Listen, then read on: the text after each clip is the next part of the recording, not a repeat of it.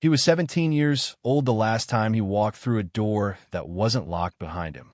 17, the age most young men are thinking about graduation, about their first car, about what comes next in a life that feels wide open and full of possibility.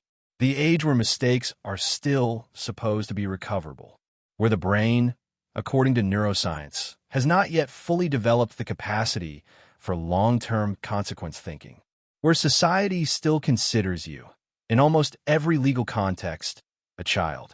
But on a cold Tuesday morning in 1997, a judge looked across a courtroom at a teenage boy sitting in an oversized suit and handed down a sentence that removed every version of that future in a single spoken sentence.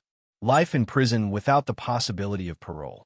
No graduation, no first apartment, no learning to drive, no first real job, first heartbreak, first experience of adult freedom. Instead, a number, a cell, a system that would define every hour of the next 28 years of his life. His name, for the purposes of this documentary, is Marcus, and his story is not unique. That is perhaps the most disturbing part of everything you are about to hear. At the time of his sentencing, the United States was in the middle of a political era defined by tough-on-crime legislation. States across the country were passing laws that made it easier, and in some cases mandatory, to try juveniles as adults. Politicians campaigned on platforms of zero tolerance. Mandatory minimums removed judicial discretion. And a generation of young people, many of them from low-income communities with limited access to legal representation, entered courtrooms and emerged with sentences that swallowed their entire lives. Marcus was one of them. He entered the adult prison system at 17, small and unprepared, carrying the psychological profile of an adolescent into an environment designed for hardened adults. He would spend his first night in a maximum security facility surrounded by men twice his age in a system that had decided, formally and permanently, that he had no future worth protecting. 28 years later, a legal team reviewing juvenile life sentences under new constitutional guidelines found his case.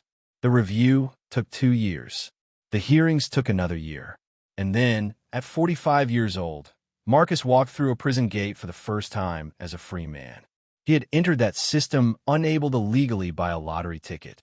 He left it with gray at his temples, a body shaped by decades of institutional life, and a world outside that had changed so completely it barely resembled anything he remembered.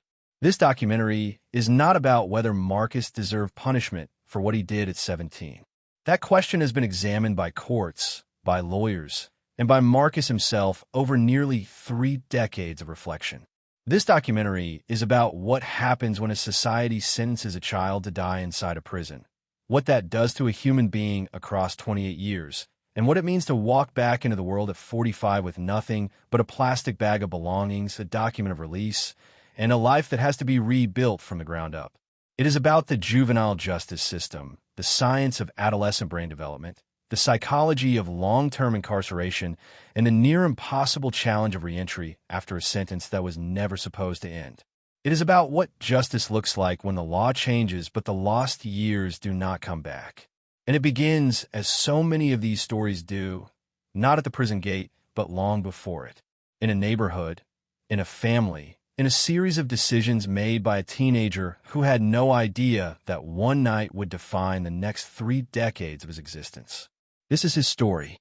To understand what happened to Marcus inside that courtroom, you have to first understand what his life looked like before it. He grew up in a mid-sized American city in the early 1990s, in a neighborhood where poverty was not an exception but a condition.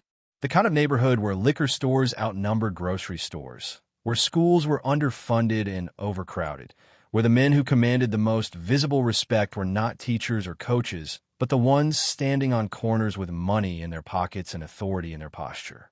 Marcus was raised primarily by his grandmother. His mother struggled with substance dependency for most of his childhood, moving in and out of his life in patterns that were unpredictable and emotionally damaging. His father was absent entirely, incarcerated before Marcus was old enough to form a clear memory of him. His grandmother was a woman of genuine strength and deep love, but she was also aging, working 2 part-time jobs, and raising 3 other grandchildren in a 3-bedroom apartment that was never quite big enough and never quite quiet enough for anyone to feel stable. This is not an excuse. It is a context, because context matters enormously when we talk about juvenile crime, and it matters enormously when we talk about sentencing. The research on adverse childhood experiences, what psychologists and public health researchers refer to as ACEs, is extensive and consistent. Children who grow up with household substance abuse, absent parents, poverty, and community violence are statistically far more likely to engage in risky behavior during adolescence. Not because they are inherently damaged or predisposed to criminality, but because the developing brain responds to chronic stress and instability in ways that prioritize short-term survival thinking over long-term consequence reasoning. Marcus was not a child who slipped through the cracks. He was a child the system never had a firm grip on to begin with. By the time he was 15, he was regularly skipping school. By 16, he was spending most of his time with older boys in the neighborhood, young men in their early 20s who had already made choices that put them outside the boundaries of legitimate life. Marcus admired them, not because he was drawn to violence or cruelty, but because they represented something he had never experienced at home. Structure, belonging, a version of loyalty that, however distorted, felt more reliable than anything the adults in his official life had offered him. This is a pattern that juvenile justice researchers have documented in case after case across decades of study. Young people do not join dangerous social groups because they are evil. They join them because those groups meet psychological needs that are not being met anywhere else. The need for identity, the need for protection, the need to matter to someone.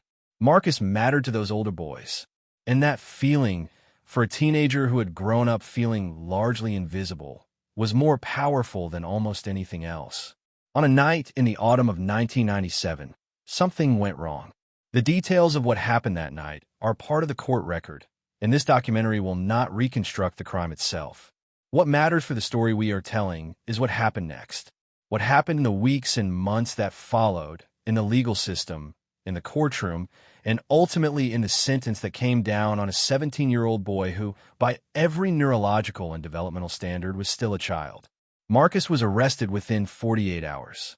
He had no prior felony record. He had 2 juvenile misdemeanor incidents on file, the kind of low-level infractions that filled juvenile court dockets in underfunded urban neighborhoods every single day. He had no gang affiliation on record. He had no history of violence that preceded that night. What he had was a court-appointed public defender who was managing a caseload of over 100 active cases at the time of Marcus's trial. A man who, by his own later admission in a post-conviction review, did not have adequate time to investigate mitigating circumstances, did not commission a psychological evaluation, and did not present evidence of Marcus's childhood trauma and developmental environment to the court. What he also had was a prosecutor operating in a political climate that was aggressively pushing juvenile transfers to adult court. In 1997, more than 40 states had recently passed or expanded legislation making it easier to try juveniles as adults. The political message was consistent and loud. Young offenders were being characterized in public discourse not as troubled adolescents who needed intervention, but as a new category of threat.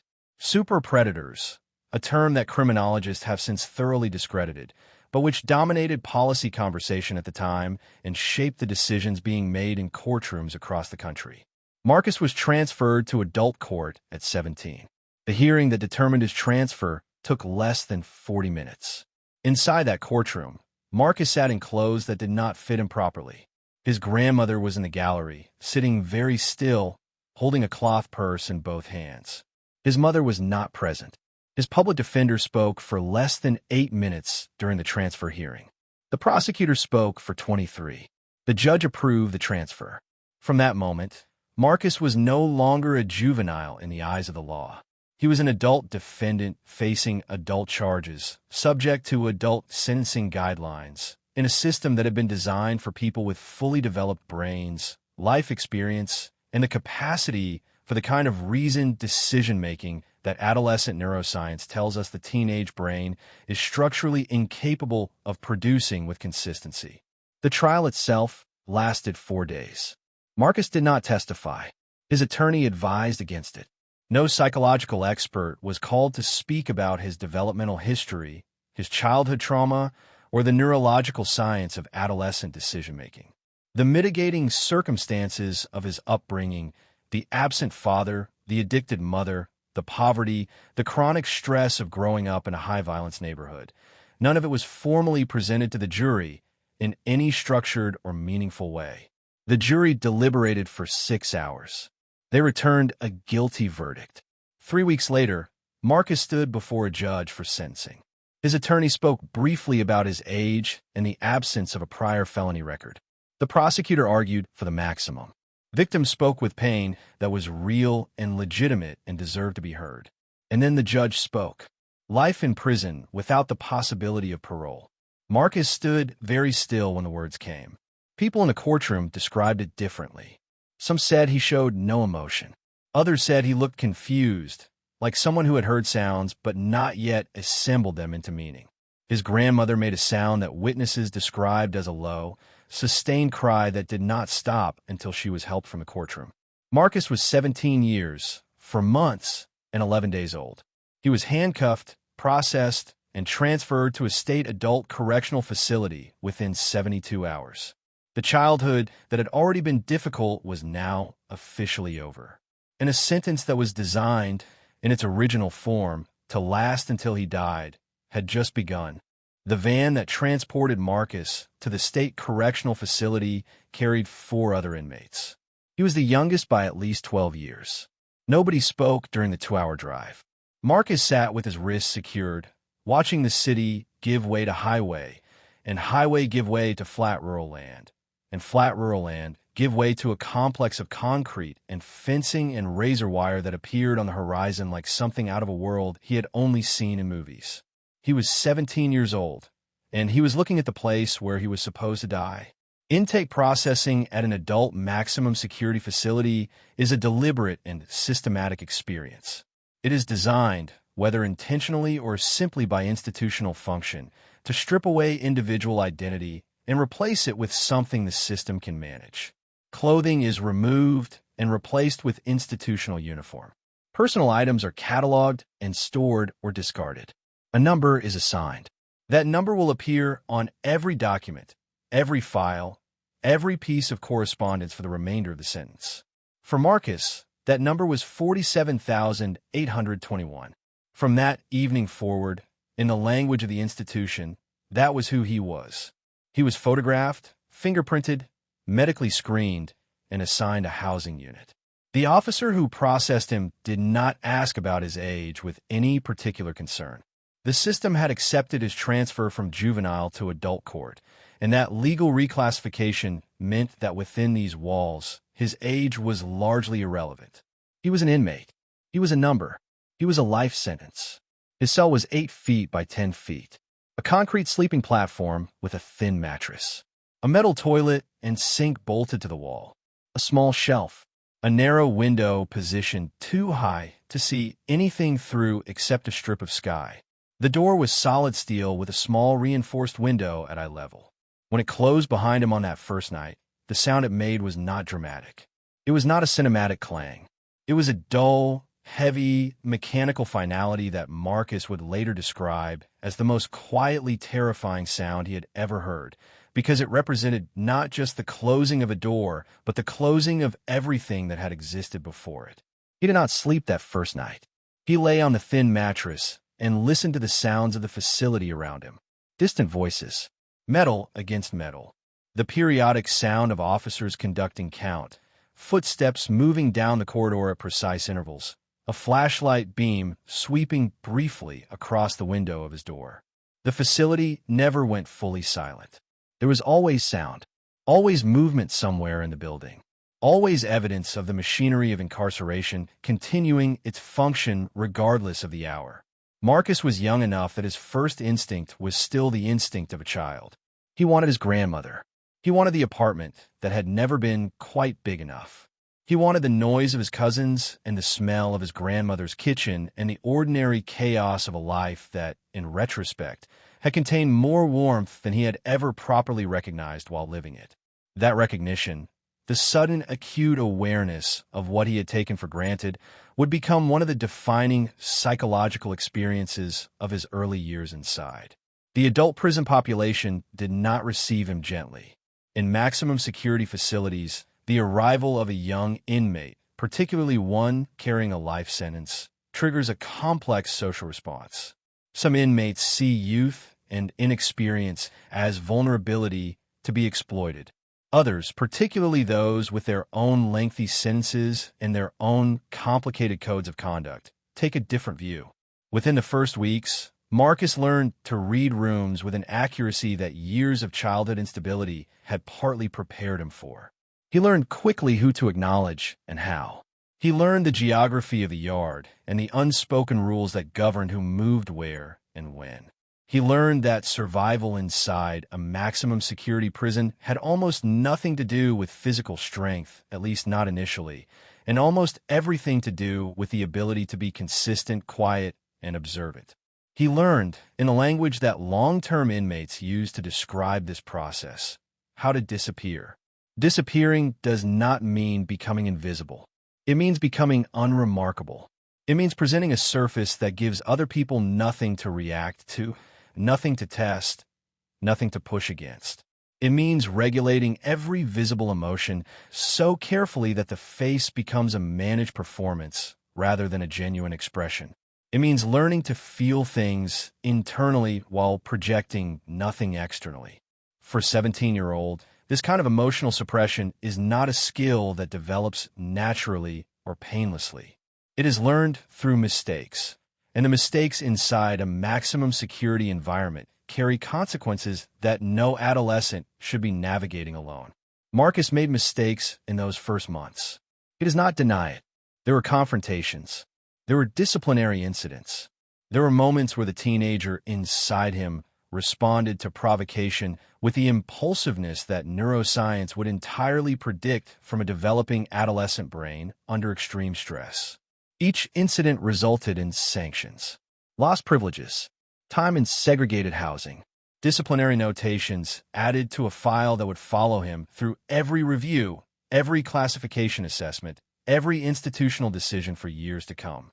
The cruelest irony of sentencing adolescents to adult prison is precisely this.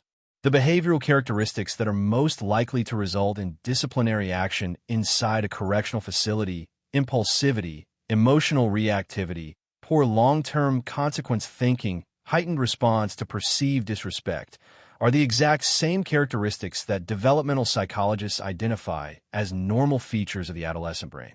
The system punishes children for being children, and then uses that punishment record to justify continued harsh treatment.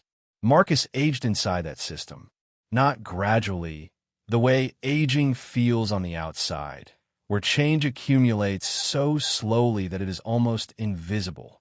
He aged in chunks. There was the Marcus who arrived at 17, frightened and impulsive and still carrying the emotional patterns of a boy. There was the Marcus at 20, harder, quieter, more controlled, carrying the first visible signs of what researchers call institutionalization. And there was the Marcus at 25, barely recognizable to anyone who had known him before, a man who had learned to exist inside a system so completely that the system had begun to reshape not just his behavior, but his fundamental understanding of himself. The life sentence created a specific psychological condition that distinguishes it from shorter terms of incarceration. When a person enters prison with a release date, however distant, the mind can orient itself towards something. Time has direction. The sentence has an end. Survival inside the facility is connected, however tenuously, to a future self who will eventually exist outside of it. A life sentence without parole offers no such orientation. In the early years, Marcus described the weight of a permanent sentence as something he could not fully process. His mind kept looking for the exit that was not there. He would catch himself planning things, imagining a future, and then the reality of the sentence would re-enter his awareness like a physical impact. The future he was imagining did not exist. There was no exit. There was only this facility, this number, this cell, repeated across every day of every year that remained of his life. Mental health services inside the facility were limited. Marcus was seen by a staff psychologist twice during his first year, each session lasting approximately 20 minutes. There was no structured trauma counseling, no adolescent-specific programming, no intervention designed to address the psychological needs of a teenager serving a permanent sentence. The facility was built and staffed for adult management, not for the developmental support of a juvenile who had been legally reclassified but remained, biologically and psychologically, very much a young person. By his early 20s, Marcus had developed the surface appearance of adaptation. He followed rules consistently. He avoided unnecessary conflict. He maintained a clean disciplinary record after his early infractions. He worked a facility job in the prison kitchen, arriving on time, completing assignments without incident, returning to his cell according to schedule. From an institutional management perspective, he had become exactly what the system rewarded: compliant, predictable, low maintenance. But underneath that managed surface, something more complicated was developing.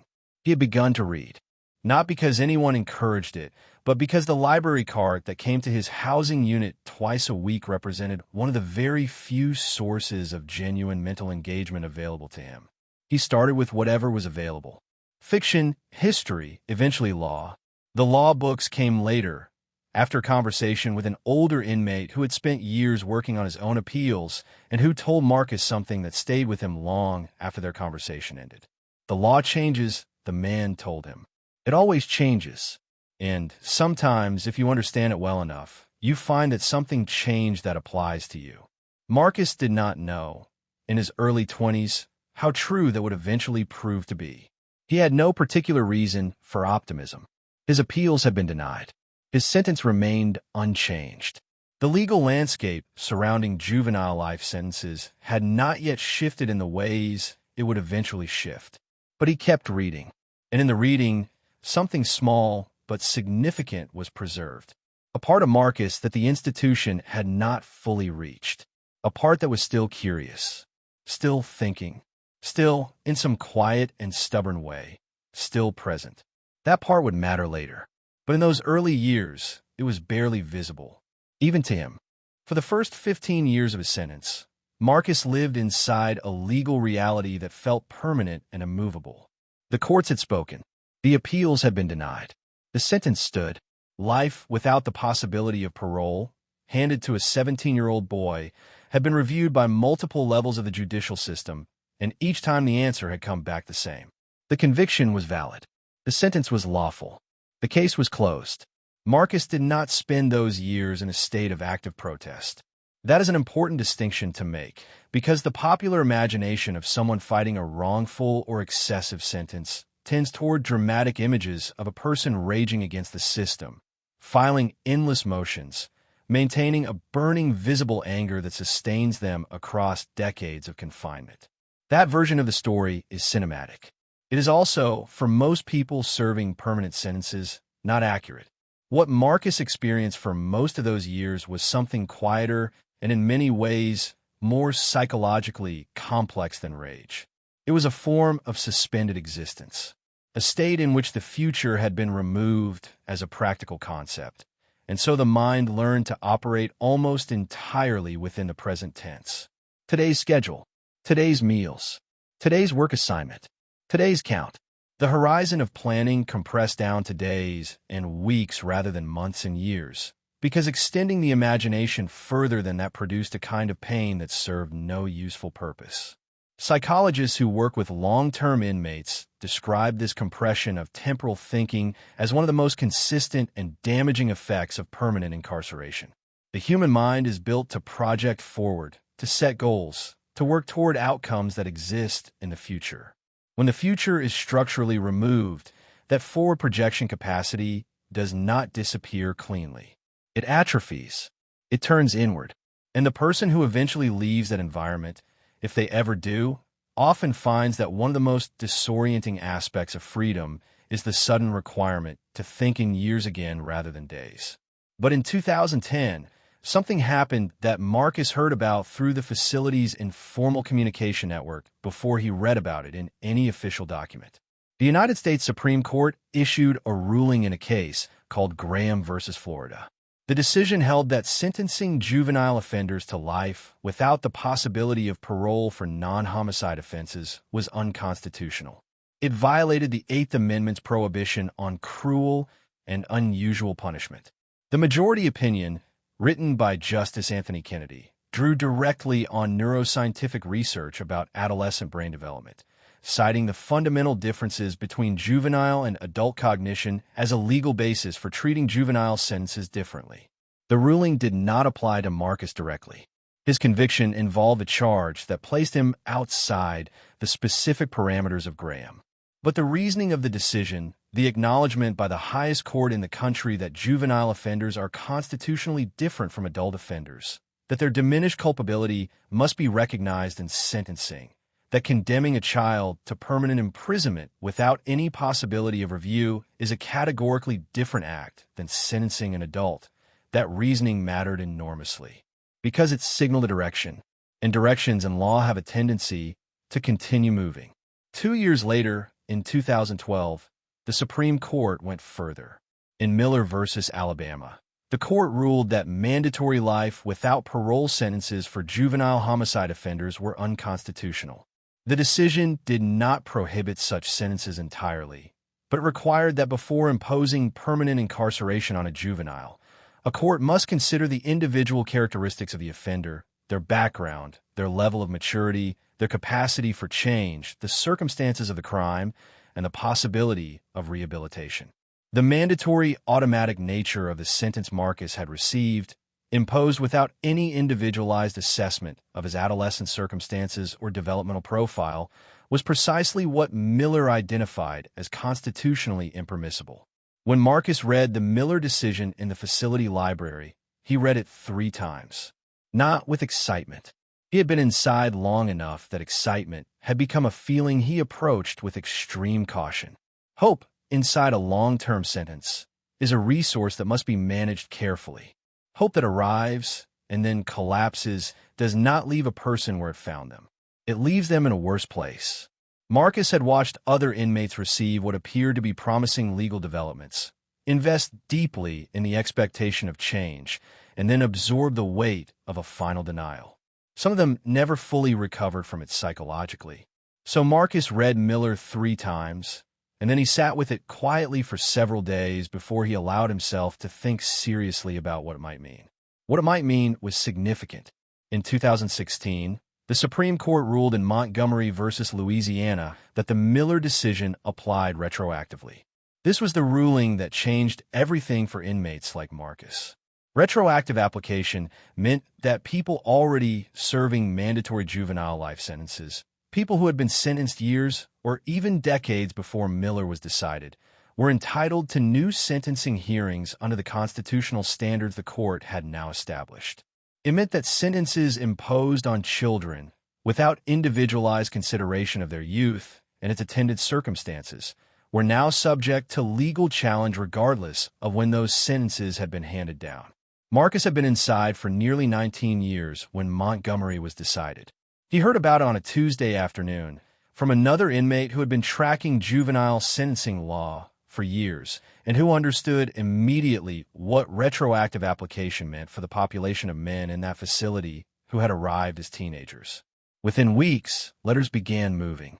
Inmates contacting legal aid organizations responding with intake questionnaires, cases being identified, evaluated, flagged for potential review. The process was slow. Legal organizations working on post-conviction relief are chronically understaffed and overwhelmed with cases. The volume of people potentially affected by the retroactive application of Miller was enormous, and the resources available to address those cases were nowhere near sufficient to move quickly. Marcus submitted his information. He completed the intake questionnaire. He gathered every document he could access related to his original trial, his sentencing hearing, his juvenile transfer proceeding. He did this methodically and without visible emotion, applying the same disciplined patience he had developed over nearly 2 decades of institutional life. And then he waited. Waiting, for Marcus, was not passive. He continued reading law. He understood that even if his case was accepted for review, the process would be lengthy, procedurally complex, and uncertain in its outcome. Miller did not guarantee resentencing. It guaranteed the right to a hearing at which youth and its characteristics must be considered. The outcome of that hearing was not predetermined. Courts could still impose life sentences on juvenile offenders. They were simply now required to do so through a process that genuinely considered who that person was at the time of the offense and who they had become in the years since. Who Marcus had become in the years since was a question that the legal process would eventually spend considerable time examining. He had earned a GED inside the facility within his first 4 years. He had subsequently completed 2 associate-level correspondence courses, one in business administration and one in paralegal studies. He had maintained an essentially clean disciplinary record for the past 17 years, since the early infractions of his teenage years inside.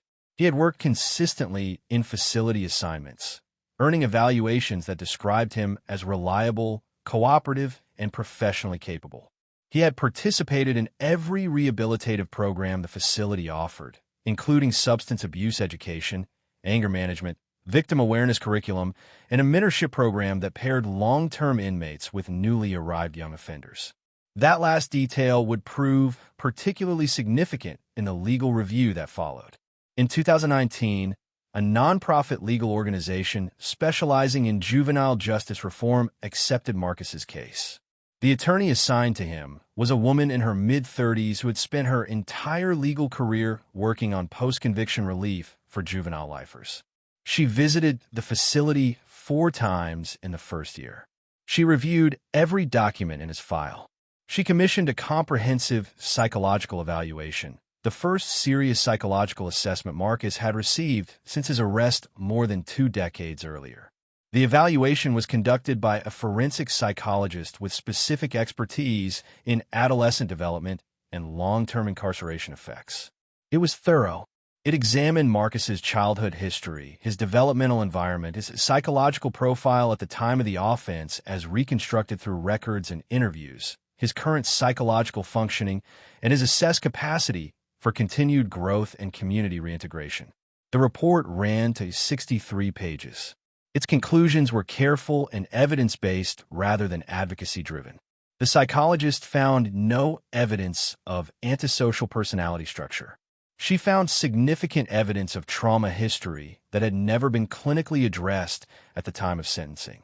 She found cognitive and emotional development that, while shaped profoundly by decades of incarceration, reflected genuine growth and substantially increased capacity for consequential reasoning compared to what the neurological research would predict for a 17-year-old in 1997.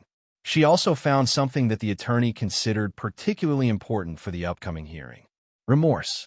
Not performed remorse of the kind that gets coached into defendants preparing for parole hearings. Documented, consistent, privately expressed remorse that had appeared repeatedly in facility records, in program participation notes, in counselor observations, across more than 2 decades. The kind of remorse that does not appear because someone is trying to impress a board.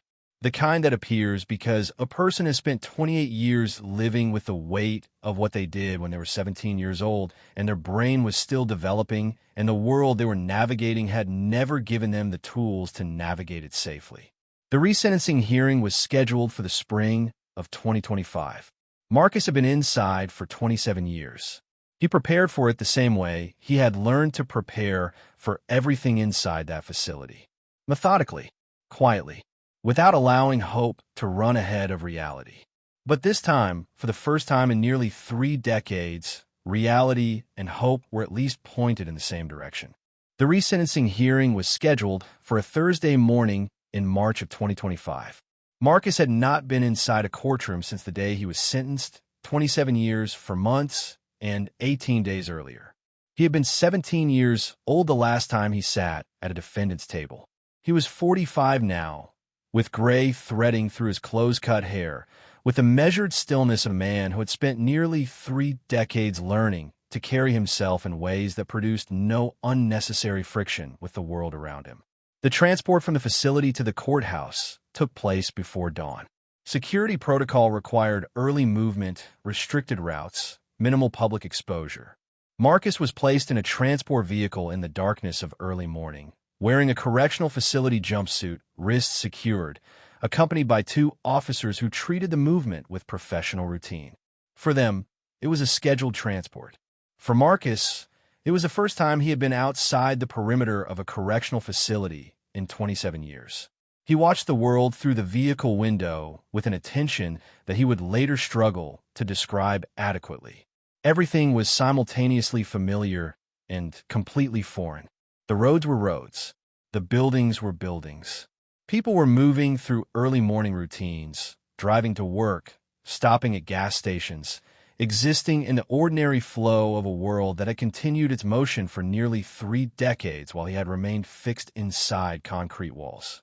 He recognized the shapes of things. He did not recognize the texture of them anymore.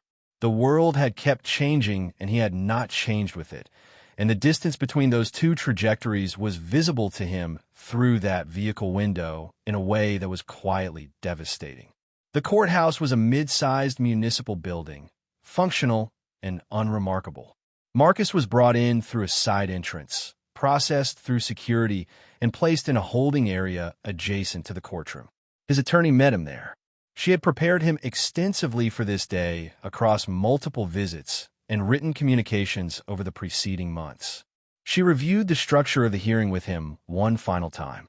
She reminded him of what to expect, what would be asked, and what the range of possible outcomes looked like. He listened carefully and said very little. In the courtroom, the hearing opened with procedural matters. The legal framework under which the resentencing was occurring was established for the record. The Miller and Montgomery decisions were cited. The constitutional basis for the review was documented. The original sentencing record was entered. Marcus sat at the defense table and watched the legal machinery process itself around him with the patience of someone who had learned that institutional processes move at their own pace regardless of the human stakes attached to them. His attorney presented the case for resentencing methodically and with considerable force. She began with the science. She walked the court through the body of neurological research on adolescent brain development that had accumulated over the decades since Marcus's original sentencing. The prefrontal cortex, the region of the brain most responsible for impulse control, long-term consequence reasoning, and the regulation of risk assessment, does not reach full developmental maturity until the mid-20s. In 1997, this research existed in early form but was not presented at Marcus's trial. In 2025, it was settled neuroscience, cited by the Supreme Court itself as a foundational basis for the constitutional distinction between juvenile and adult offenders.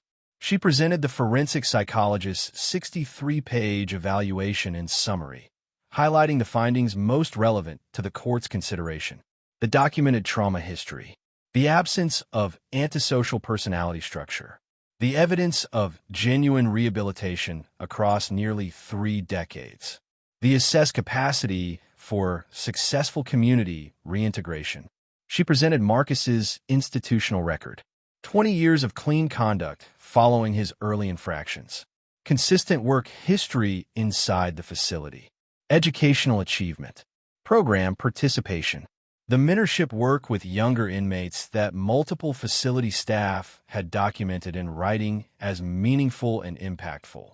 She called 2 witnesses, a former facility program coordinator who had worked with Marcus for 11 years and who testified to his character, his consistency, and the quality of his engagement with rehabilitative programming, and the forensic psychologist herself, who testified to her findings and fielded questions from both the defense and the prosecution with the careful precision of an expert witness who understood that her words carried significant weight. The prosecutor presented the counterargument. He was measured rather than aggressive, which Marcus's attorney had anticipated. The facts of the original crime were entered into the record. The impact on victims and their families was acknowledged with appropriate gravity. The argument was made that the original sentence, while now subject to constitutional review, had been imposed by a functioning court in response to a serious offense, and that the burden of demonstrating sufficient change to warrant a different outcome rested squarely with the defense. It was a legitimate argument made professionally. This was not a hearing in which the prosecution was the villain. It was a hearing in which two legal positions, both grounded in genuine principle, were being weighed by a judge whose responsibility was to apply a constitutional standard that had not existed when Marcus was first sentenced. Then Marcus was given the opportunity to speak. He had prepared a statement. He had written it himself, revised it across several months, shown it to his attorney, revised it again. It was not long. He had deliberately kept it short, because he understood that sincerity does not require length, and because he had watched enough institutional hearings over the years to know that a statement that reaches for eloquence at the expense of honesty tends to produce the opposite of its intended effect. He stood and he spoke in a voice that was quiet and even and entirely controlled. He did not ask for sympathy. He did not minimize what had happened on the night that brought him to that courtroom the first time. He did not attempt to reframe the facts of the case or suggest that the system had simply gotten everything wrong. He acknowledged the harm that had been caused. He acknowledged the people who had been affected by what he did at 17 years old, and he addressed that acknowledgement directly and without qualification. He said that he had spent 27 years living with the understanding of what that night had cost people who had not chosen to be part of it. He said that no amount of time served to erase that cost, and that he did not stand before the court asking to be freed from the weight of it. He said that what he was asking for was the opportunity to spend whatever years remained to him doing something that contributed rather than consumed, that repaired rather than damaged, that demonstrated in action rather than in words the change that the court was being asked to evaluate. He spoke for 4 minutes and 20 seconds. When he sat down, the courtroom was very quiet. The judge, a woman in her late 50s with a long record on the bench, took a recess of 2 hours before returning with her decision. Those 2 hours were the longest Marcus had experienced since the night of his arrest. He sat in the holding area with his attorney, who did not attempt to fill the silence with reassurance. She had told him everything she could tell him. The outcome was now in the hands of someone else, which was a condition that Marcus had lived with for 27 years, but which felt, in that specific moment, more acute than it had in a very long time. When the judge returned, she spoke for approximately 12 minutes before reaching her conclusion. She acknowledged the gravity of the original offense. She acknowledged the legitimate interests of the victims and their families, several of whom had submitted written statements that the court had reviewed carefully.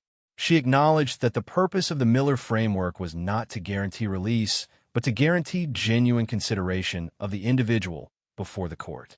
She said that having reviewed the full record, the psychological evaluation, the institutional history, the legal arguments presented by both parties, and a statement made by Marcus himself, she found that the constitutional requirements established by the Supreme Court compelled a different outcome than the one reached in 1997.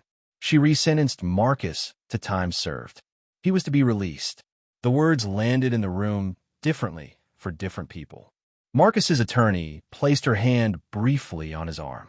Marcus sat very still for a moment, and then nodded once, slowly, in the way of a man who has trained himself across decades not to express anything too quickly, too openly, or too completely, because the environment he had lived in for 27 years had made emotional expression a risk rather than a relief. But his eyes, according to everyone present who was watching him closely, told a different story entirely. He was 45 years old.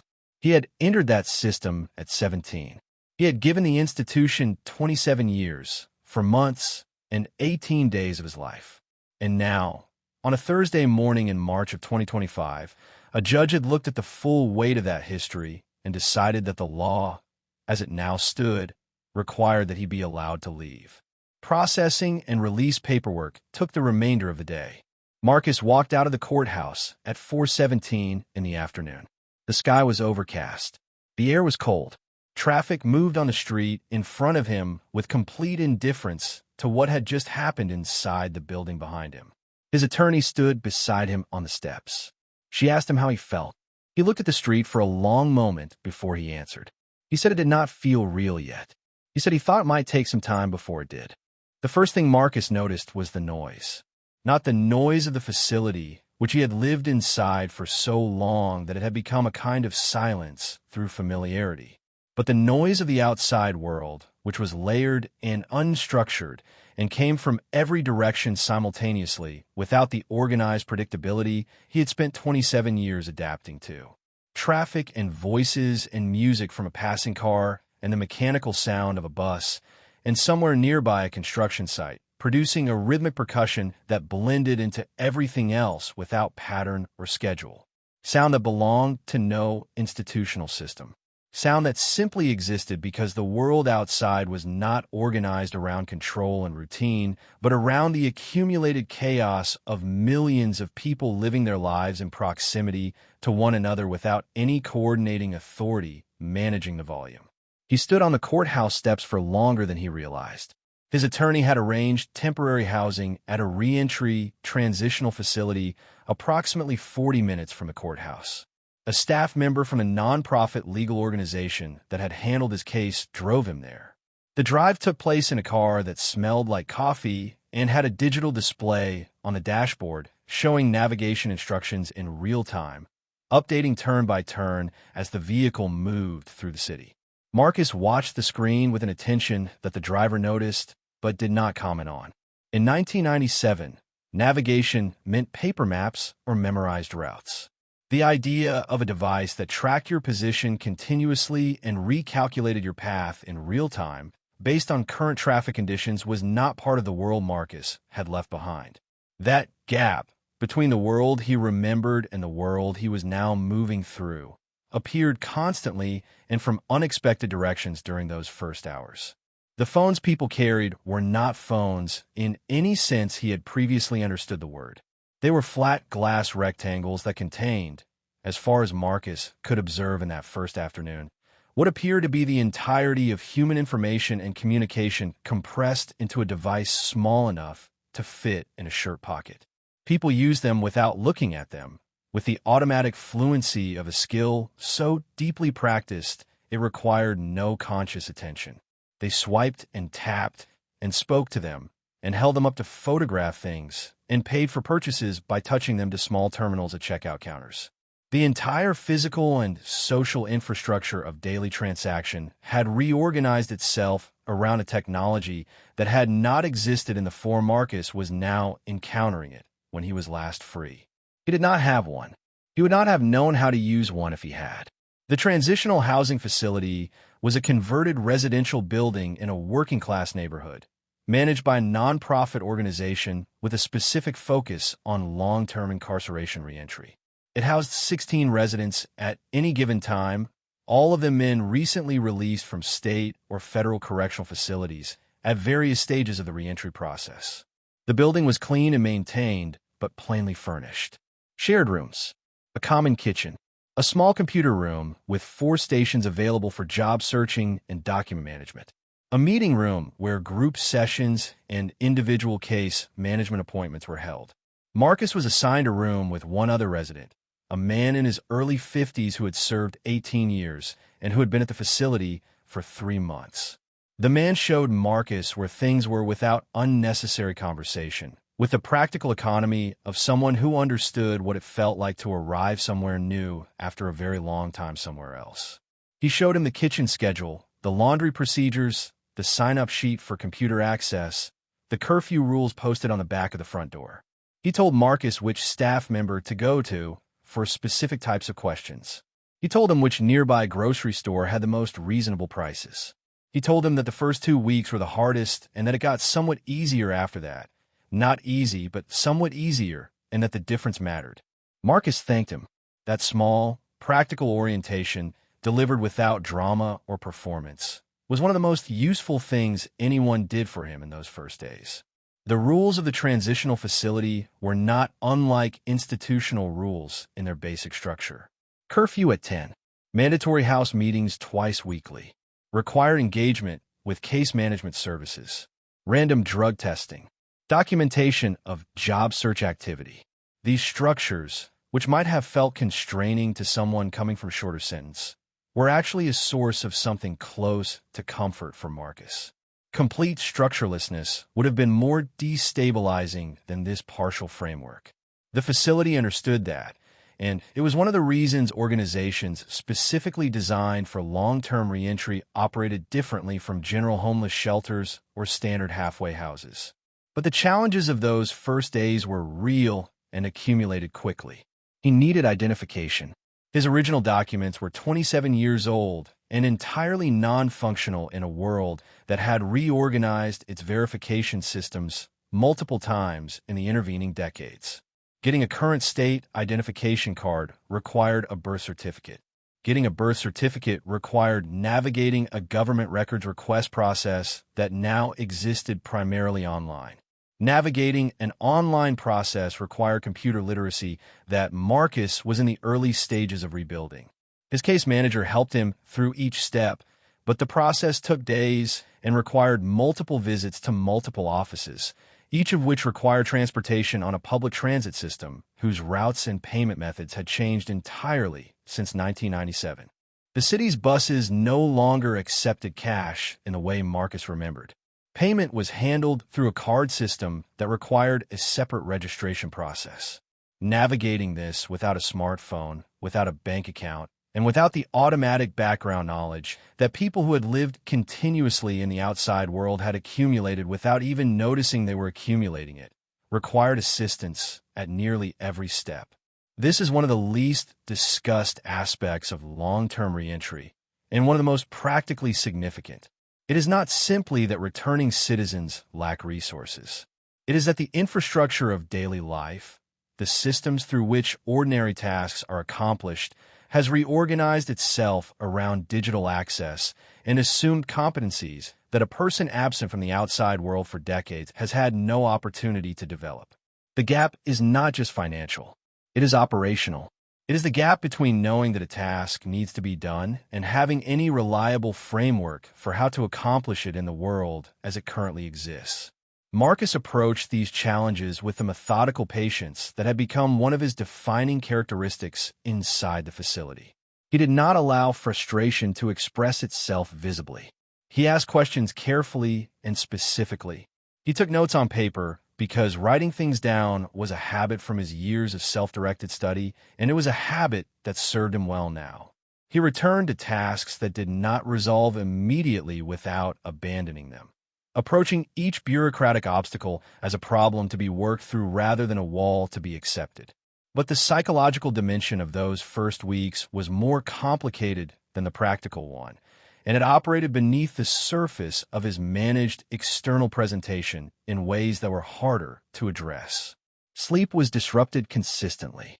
His body had spent 27 years organizing itself around a facility schedule that included count checks at regular intervals throughout the night, and the absence of that external rhythm produced a sleeping pattern that was fragmented and unreliable.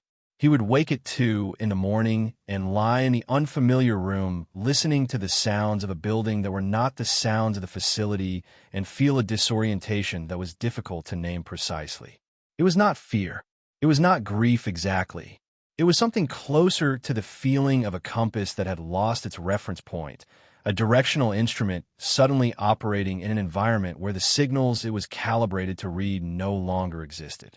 He was also, for the first time in 27 years, required to make decisions about food. This sounds minor. It was not minor. Inside the facility, food appeared on a schedule. It was assigned, not chosen. The relationship between Marcus and food for nearly 3 decades had been entirely passive. He ate what was provided when it was provided and had no role in determining what that was. Standing in a grocery store in the second week after his release, facing an aisle of breakfast options that extended further than he could see clearly from the entrance, produced a response that he was not fully prepared for. Not panic, not breakdown, but a genuine, sustained difficulty making a selection that felt disproportionate to the apparent simplicity of the task. He stood in that aisle for 11 minutes before choosing something. He remembered the time afterward because it struck him as meaningful in a way he could not immediately articulate. 11 minutes to choose a box of cereal. 27 years of having every decision made for him by an institution, and now the institution was gone, and every decision, from the enormous to the completely ordinary, was his alone. Freedom and responsibility had arrived simultaneously and in full. There was no gradual introduction, no practice version, no transitional period in which small decisions were returned to him first, followed by medium decisions, followed eventually by the larger ones. They all came back at once on the day he walked out of the courthouse, and the adjustment to carrying that weight was a process that no amount of preparation could fully anticipate. His case manager met with him 3 times in the first 2 weeks. A therapist associated with a nonprofit organization began seeing him weekly. These appointments were not optional, and Marcus did not treat them as obligations to be endured. He understood, with the clarity of someone who had spent considerable time thinking carefully about his own psychology, that the support being offered to him represented something he had not had access to for most of his life, and that engaging with it seriously rather than performing engagement was a distinction that would matter in ways both immediate and long-term. He talked in those sessions about the disorientation, about the sleep, about the grocery store, about the way the world felt simultaneously real and deeply unfamiliar, about the strange grief of having missed 27 years of a world that had continued without him, a grief that was complicated by the fact that the years he had missed were also the years that the world had every right to continue without him, because he had been removed from it for reasons that the law had ultimately found insufficient, but that were not without their own weight and history. He was 45 years old. He had the legal freedom of an adult and the practical experience of someone who had last navigated the outside world as a teenager. That combination was not simple to inhabit, but he was inhabiting it, one day at a time, one decision at a time, one aisle in one grocery store, 11 minutes, one box of cereal. Freedom, it turned out, was not a single moment. It was 10,000 small moments, each one requiring something from him, each one returning something in exchange. And he was slowly and with considerable effort learning how to meet them. 6 months after his release, Marcus had a job. It was not a glamorous position. It was not the kind of employment that appears in stories about dramatic reinvention or remarkable second-act success.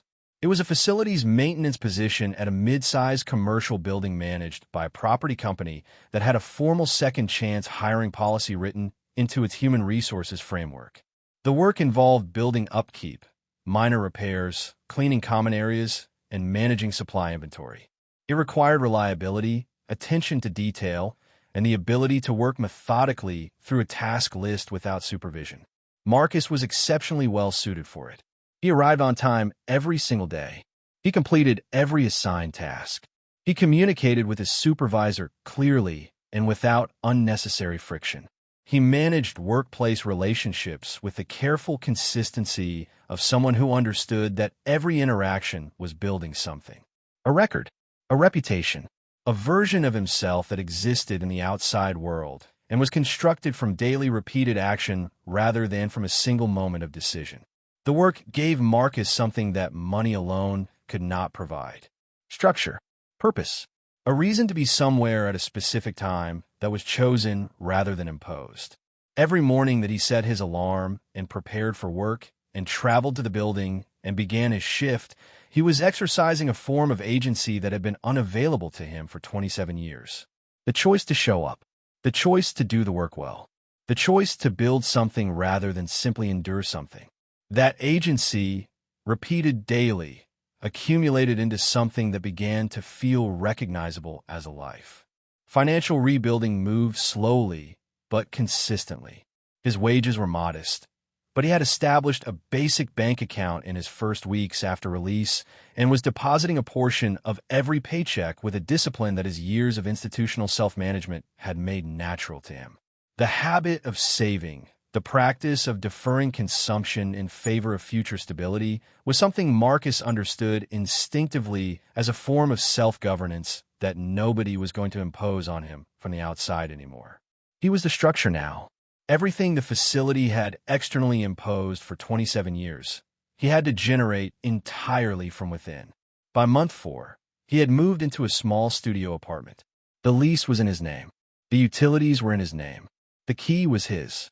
He had a bed and a table and a second-hand chair and a small kitchen where he cooked his own meals with a deliberateness that never quite became routine, because the act of choosing what to eat and preparing it himself remained something that carried a weight of meaning he could not fully explain to people who had never had that choice removed from them. He called his grandmother every Sunday. She was 81 years old. Her health had declined across the years of his incarceration, but she had lived to see this. She had sat in the gallery at the resentencing hearing, very still, and when the judge spoke, she had closed her eyes. Marcus had seen this from across the courtroom and understood it completely. 27 years of carrying something, and then the particular quiet of being allowed to set it down. Their Sunday calls were not long, but they were consistent. Every Sunday, without exception, he told her about the week, the work, small observations about the neighborhood he was learning to move through. She told him about her garden, about his cousins, about the ordinary texture of a life that was now slowly making room for him again. Trust between them was not restored through declarations. It was restored through the accumulation of small, kept promises. The call that came when it was said it would come. The consistency that demonstrated across weeks and months that the person who had been absent for 27 years had returned as someone whose word carried weight. Marcus began attending a weekly support group organized by the nonprofit that had handled his legal case. The group brought together formerly incarcerated individuals at various stages of reentry, some newly released, some several years out, all navigating the complicated process of rebuilding identity and stability in a world that did not make that process easy. He did not speak much in the early sessions. He listened. He recognized in other people's accounts the specific textures of experiences he had lived through himself, and that recognition produced something he had not expected. Not just solidarity, but perspective.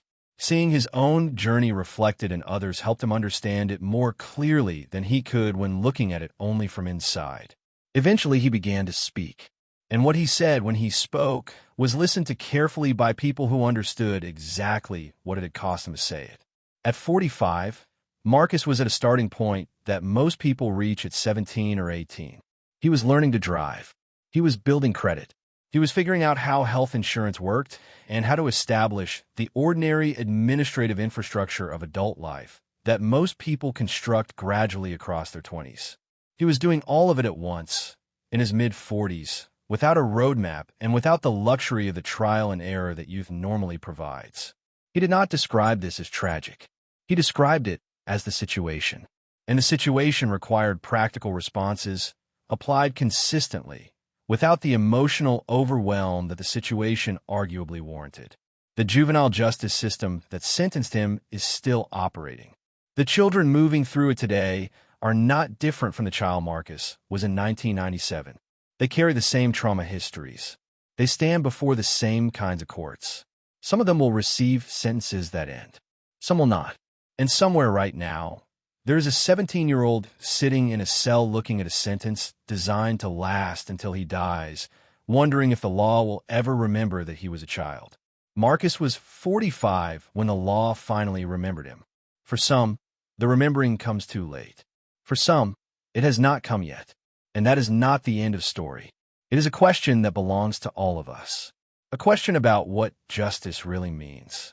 About whether the system that sentences children is ever truly held accountable for what those sentences cost. About whether rehabilitation is something this country genuinely believes in, or simply a word it uses when it is convenient.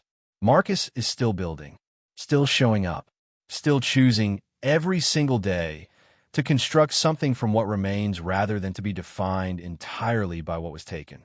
His story does not end here, and neither does this channel. Every week, TruthDoc&Story goes deeper inside the American prison system. The cases that never made headlines. The people the system forgot. The facilities built to control. The sentences that shaped entire lives. And the human beings behind every number on every file in every institution across this country. If this story moved you, if it made you think, if it made you feel something real, subscribe. Hit the notification bell. Because the next story is already being built, and it is one you will not want to miss. These are the stories that matter, and you deserve to hear all of them.